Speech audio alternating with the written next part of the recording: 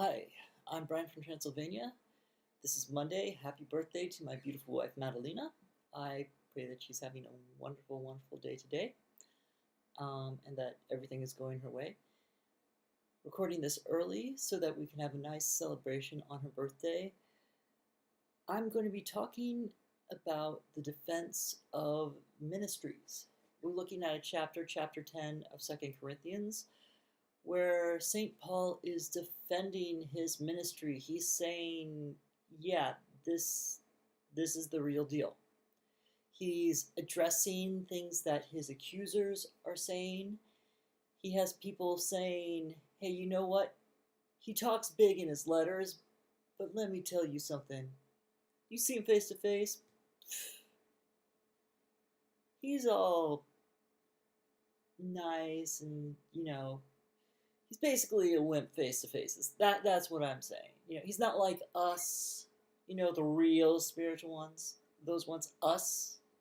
Yeah, you want to see what's really spiritual, you look at us, okay? Okay?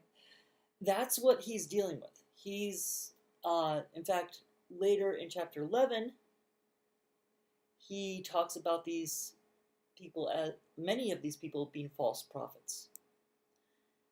Now, Paul is very, very sincere. He has a sincere love for the Church of Corinth that doesn't always come across well. It seems like there are people there who know him and they can speak for him, they can vouch for him, but he has to send Timothy there because he knows that among them his reputation is stronger. So Paul's putting himself aside, but at the same time defending his sincerity in regards to ministry. So let's take a look at chapter 10 and see how Paul does it, see how Paul is defending his ministry. And one of the keys here is that he is pointing to God as his foundation, not to himself. He's not saying, look at them and look at me. He's saying, look at them, look at God, see what we're doing. That is an important difference. It is incredibly important. So let's take a look. 2 Corinthians chapter 10, the whole chapter, verses 1, and it ends at 18. By the meekness and gentleness of Christ, I appeal to you. I, Paul, who am timid face to face with you, but bold when away. When he's away, he can write very, very strongly. Sometimes we can do this on the internet. Sometimes we can write in a stronger way than we can speak to people face to face. Because a lot of times in our writing, our thoughts can be collected. Our thoughts can look at things in a much different way and say, hey, something is seriously wrong here. Let me get it all out here. And you don't have the social aspect as an interruption. Now, he's pointing out that when he's face to face, he is timid, he is gentle. And I think that's very, very common. I think this is why we can see so many internet trolls being trolls. Because they have the safety of distance, where they can just throw out whatever's on their mind, right or wrong, and just say, poo, poo, poo, poo. This is what's going on, poo, poo, poo, poo, poo, poo. And I think that we have to often remember that there are humans involved. And that's important. People are made in the image of God, and that's something that's very important. But Paul, recognizing his boldness when he writes, he's not throwing his boldness away. He's not saying, it's like, sorry guys, that was a little bit strong. No, he points out that this is part of him. His boldness is part of him. And people who know him should know both the sincerity of it and gentleness of his face-to-face contact, as well as the strength that exists in his writing. Both are part of Paul. Both are an important part of St. Paul. But his competitors, people who want them to look at themselves instead of St. Paul, are basically trying to do a little bit of political slander. That's what we have going on. We have a group of people saying, you know, Paul, forget Paul, you know, look at me. The real thing here. And Paul challenges that. Timid when face to face with you, but bold when away. I beg you that when I come, I may not have to be bold as I expect to be towards some people who think that we live by the standards of the world. So some people are not necessarily going to the Bible for their standards, but living in a way that puffs themselves up. It doesn't necessarily lift up the Corinthian church, but lifts up people around certain individuals. And we have to be careful when we see that in leadership. We have to be careful when pastors are super authoritative to the point where it doesn't make sense, to the point where context is basically them lifting themselves above the rest of the congregation. There are ways to correct. You can correct out of concern, or you could correct out of selfish disciplinary measures. You can correct for the sake of trying to make things more the way you want them to be, or you can correct with the honest intention of trying to help things become more the way that God would want them to be. So pay attention to that when you're observing leadership.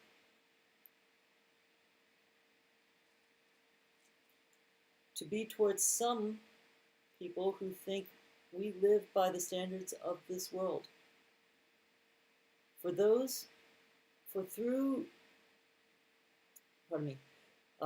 Verse 3, for though we live in the world, we do not wage war as the world does. The weapons we fight with are not the weapons of the world. On the contrary, they have divine power to demolish strongholds. We demolish arguments and every pretension. Let me read that again, verse 5. We demolish arguments and every pretension that sets itself up against the knowledge of God. And we take captive every thought that makes it obedient, to make it obedient to Christ. And we be ready to punish every act of disobedience once your obedience is complete. Paul is pointing out that he wants so desperately to lift up the Corinthian church.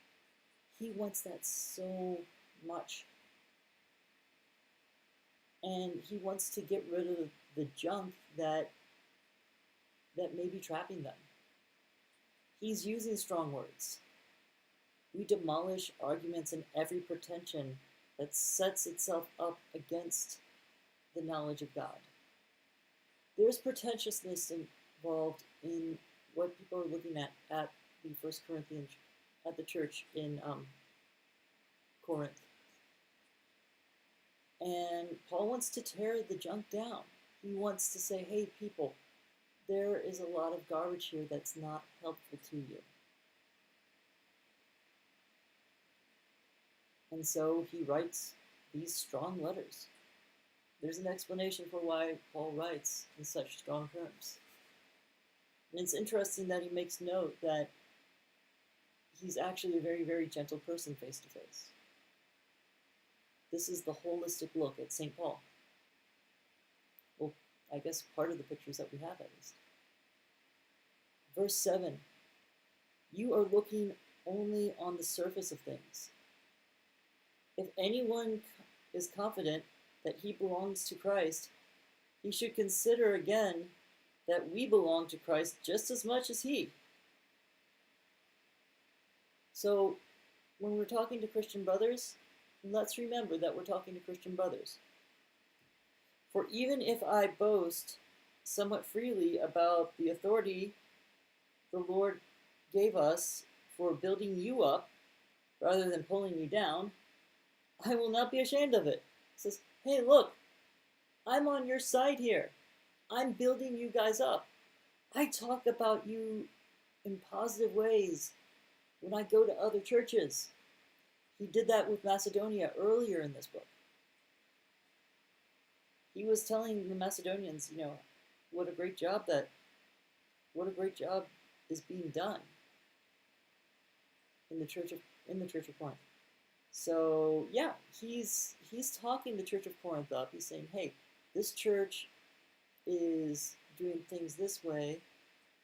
Maybe we should try to do it that way too. So it's interesting how that reputation went from one church to another church. Verse 7, you are looking only at the surface of things. If anyone is confident that he belongs to Christ, he should consider that we belong to Christ just as much as he.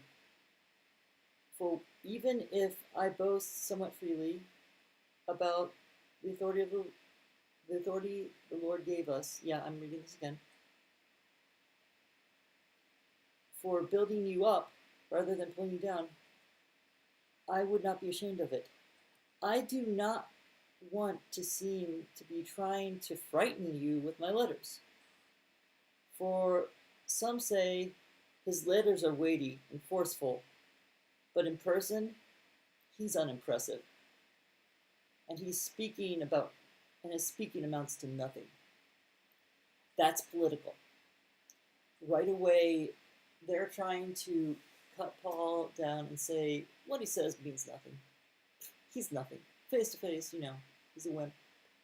He'll be like gentle, oh, let me be nice to you, oh.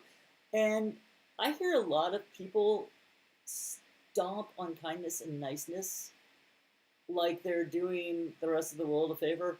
Hey, you're not tough, you're a wimp, and then try to push away the kindness that is going on. Really, don't do that. If you see people being bullied in your church in such a way, or hear people talk about niceness in a way that it's wimpy, be concerned. Talk about it. Say, hey, you know what? The Bible tells us to be kind, and you're kind of, shoving kindness and niceness into the mud. Christians shouldn't be doing that. They should not be throwing kindness and niceness into the mud. That's not okay.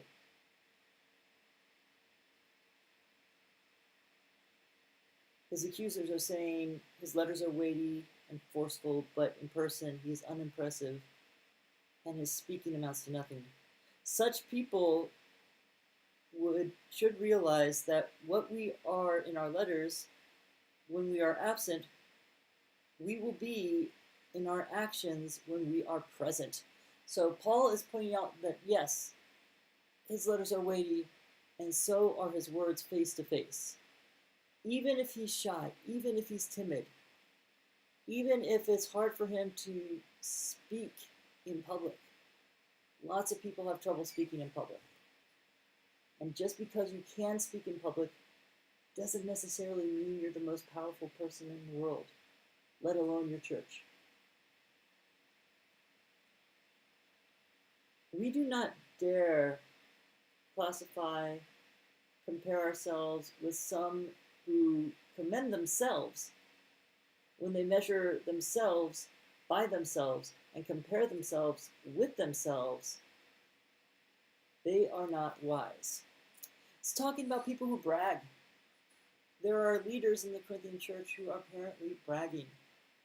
It's like, you want to be spiritual? Check out this guy right here. Yeah, check me out. It goes, the Holy Trinity, then me.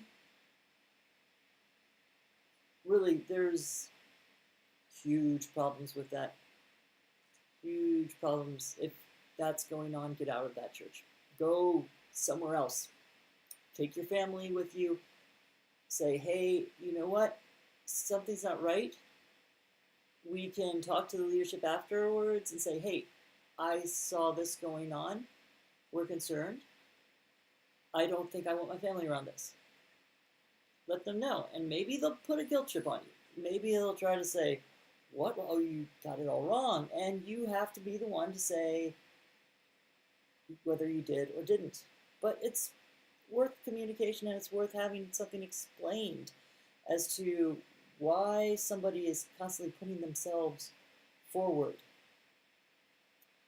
Also, one of the reasons why I hate podiums in churches. I hate them. I don't think they should be there. I know that's not a traditional way of thinking, but I don't find them helpful. I think it turns one person into a mascot inappropriately. I'm not saying rip the podiums out, burn the podiums. That's not what I'm saying. Don't hear something weird or extreme. It may be different, maybe a different way of thinking, but I think that podiums physically support something that might be spiritually very, very negative. Let me continue. Verse 13. We, however, will not boast beyond proper limits, but will confine our boasting to the field God has assigned to us. A field that reaches even to you. We are not going too far in our boasting, as would be the case if we had not come to you. For we did get as far as you with the gospel of Christ. Neither do we go beyond our limits of boasting of work done by others. Our hope is that as your faith continues to grow, our area of activity among you will greatly expand, so that we can preach the gospel in the region beyond you. For we do not want to boast about the work already done in another man's territory, but let him who boasts in the Lord, for it is not the one who commends himself who is approved, but the one whom the Lord commends. So, who is the Lord commending? Is it the person that is constantly lifting up the Lord, lifting up the people around him, or is it the person who's lifting themselves up, bringing the attention back to themselves, saying, hey, look, I'm the leader here, my authority, my word, I'm the big guy here, I'm the first among equals. There's a lot of language that can be used by leadership to try for the sake of self-promotion. Be on your guard for that. Seriously, a lot of people talk against the idea of church hopping.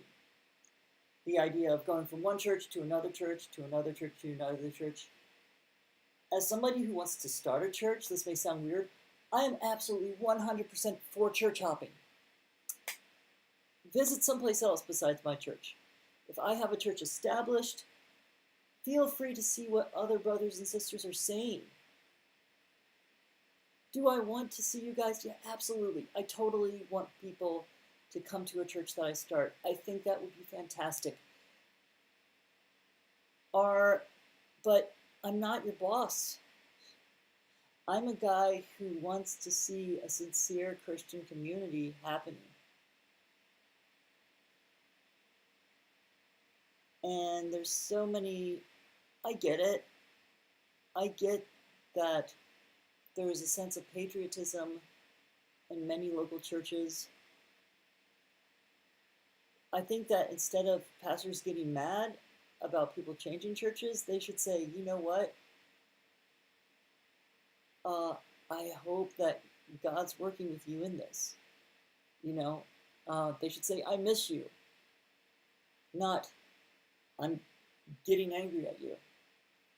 Because when that anger happens, when that feeling of betrayal comes in,